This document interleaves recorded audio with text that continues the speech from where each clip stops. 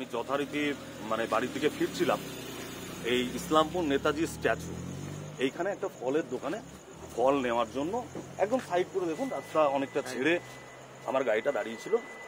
একজন মদ্যপ অবস্থায় বিপ্লব মণ্ডল বলে নাম, ইসলামপুর থানার একজন অফিসার, তিনি গাড়ির সামনে এসে দাঁড়ালেন এবং বললেন গাড়িটা সাইড করে আরও লাগাতে। তো আমি বললাম আমার ড্রাইভার ফল নিতে গেছে। তো কিছুক্ষণ পর 1 থেকে 2 মিনিট পর গাড়িটাকে সরিয়ে নিচ্ছে। তিনি কোনো কথা শুনবেন না, এখনই সরাতে হবে। ড্রাইভার গেছে ফল আনতে, আমি তো আর ড্রাইভ জানি না যে আমি এখনই সরাবো। আর রাস্তা থেকে অনেকটা দূরেই রয়েছে গাড়ি, আমার যেখানে রাখা সেখানেই রয়েছে।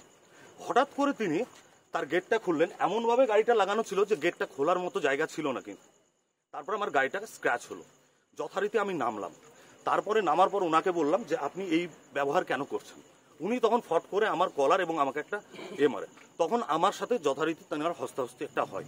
তারপরেও যখন সবকিছু হলো, তারপরেও পাবলিক যখন ছিল, পাবলিক উনি যখন বললেন যে আপনার পরিচয়টা কেন দিলেন না, আমি বলছি আমার পরিচয় কেন দেবো? এটা যদি কোনো সাধারণ মানুষও হয় তার সঙ্গে আপনি মদ্যপ অবস্থায় ব্যবহার করবেন কেন? তারপরে উনি আরেকবার আমার গায়ে হাত তোলেন, সেটা পাবলিক সবাই দেখেছে। যথারীতি আমি পরবর্তীতে এখানকার ইসলামপুর থানার ওসি সাহেবের সঙ্গে কথা বলি। পরে আমাদের যিনি পুলিশ সুপার রয়েছেন এসপি সাহেবের সঙ্গে আমি কথা বলি।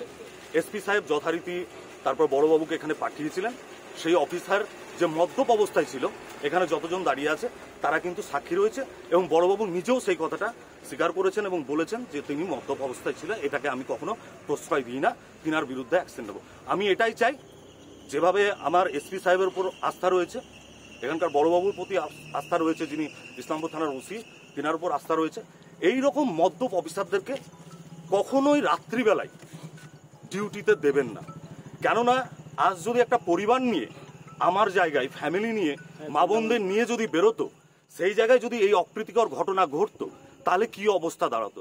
যেখানে আমাদের পুলিশ মন্ত্রী মাননীয় মমতা বন্দ্যোপাধ্যায় সব সময় তিনার নেতৃত্বে যেভাবে বাংলা সুরক্ষিত, সেই জায়গায় এই বিপ্লব মণ্ডলদের মতো লোকরা এই জায়গাটাকে কুলসিত করছে।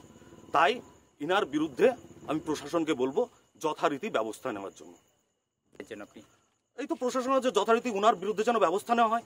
যেখানে বাংলার মুখ্যমন্ত্রী মমতা বন্দ্যোপাধ্যায়, পুলিশ মন্ত্রী আমাদের নেতা অভিষেক বন্দ্যোপাধ্যায় যেখানে রয়েছেন, সেই জায়গায় দাঁড়িয়ে কি করে সাহস হয় এইরকম একজন মদ্যপ পুলিশ অফিসারের, বিপ্লব মণ্ডলের মতো অফিসাররা যারা এইরকম ভাবে সাধারণ মানুষের উপর অন্যায় করে। আপনার উপর চড়াও হয় এবং হাতে চড় মারার ভিডিও আছে, তার জন্য আপনি কি বলবেন? দেখুন, এটা তো লজ্জা। মানে উনাকে কি বলবো, দেখুন যে মদ্যপ একজন অফিসার, একটা সিনসিয়ার, এবং সে ডিউটিতে রয়েছে, অন ডিউটি অফিসার, সে মদ্যপ অবস্থায় ডিউটি করছে, এর থেকে লজ্জার কি আছে? উনার বিরুদ্ধে আমি এসপি সাহেবকেও বলেছি, ইসলামপুর থানার ওসি সাহেবকেও বলেছি অ্যাকশন নেওয়ার জন্য। কেননা এইরকম মদ্যপ যদি রাস্তায় ঘুরে বেড়ায় রাত্রিবেলায়, এ তো সাধারণ মানুষের কাছে একটা ভীতির।